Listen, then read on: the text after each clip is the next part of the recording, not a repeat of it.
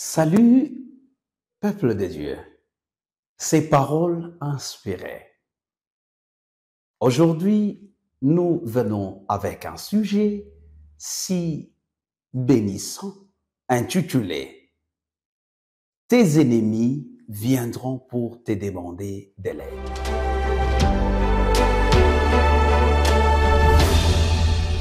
Qui est un ennemi? Nous découvrons que l'ennemi de notre vie, c'est celui qui désire notre échec. Parfois, nous nous disons celui qui entrave nos projets à sa réalisation. Et surtout, nous confirmons que le plus grand ennemi est celui qui envisage notre mort.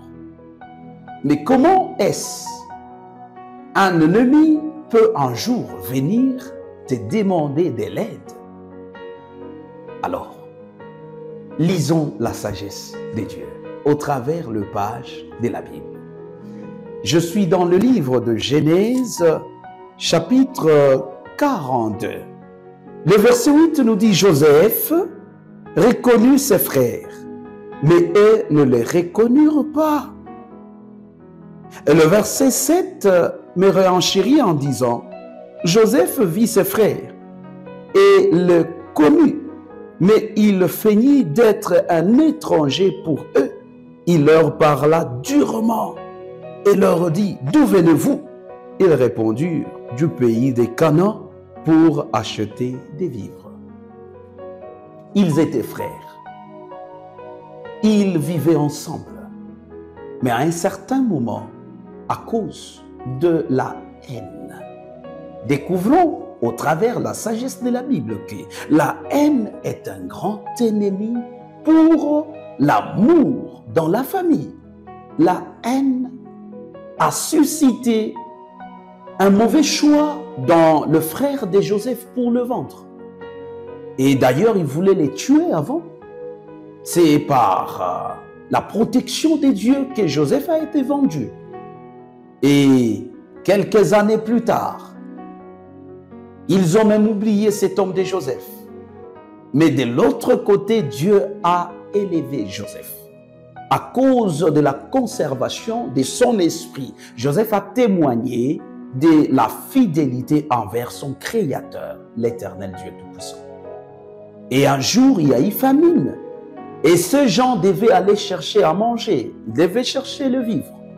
Et c'est de là qu'ils vont croiser Joseph. Vous savez, dans la vie, quand quelqu'un vous a fait du mal, il oublie facilement. Et toutefois, il peut même vous oublier. Mais vous, la personne qui avez vécu cette séquence-là de douleur, c'est difficile d'oublier cette personne-là. Voilà comment, dans une circonstance pareille, un ennemi revient vers toi et te demande de l'aide. Qu'est-ce que vous allez faire?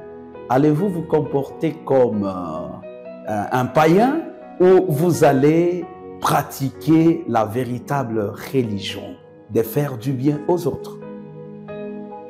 Dans un premier vue, et Joseph n'a pas parlé avec un bon ton. La Bible révèle que Joseph leur parla durement. Il s'est rappelé des moments difficiles qu'il a dû traverser. Lui a reconnu ses frères, mais ses frères ne l'ont point reconnu.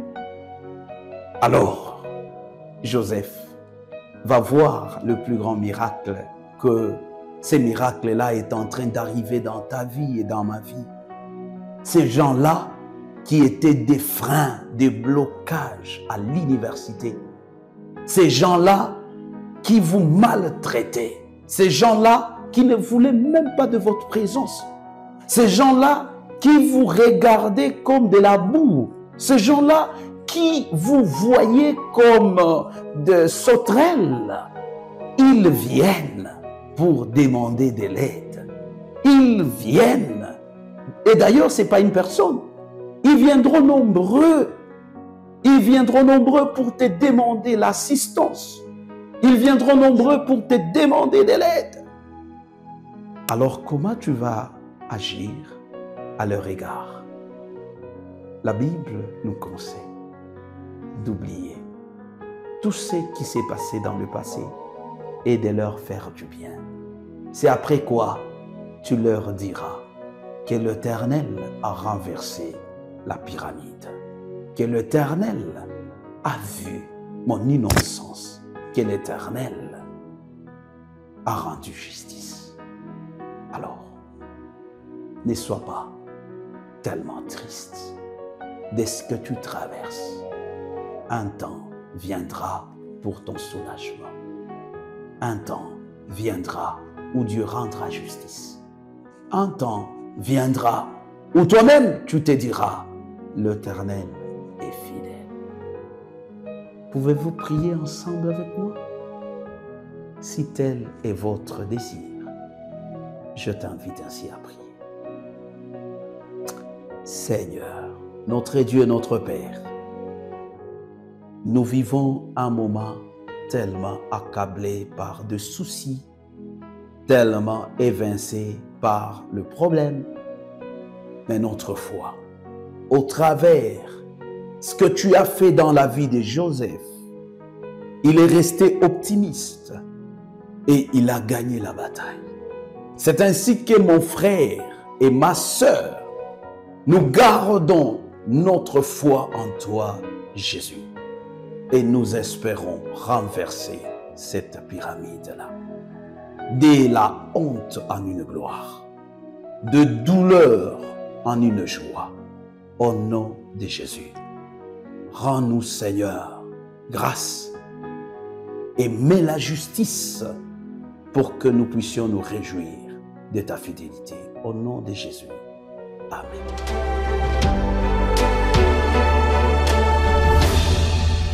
Aimés des dieux, sentez-vous bénis par ce message? Je vous demande de passer par un simple exercice.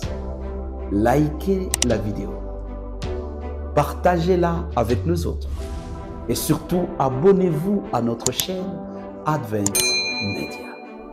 Merci beaucoup.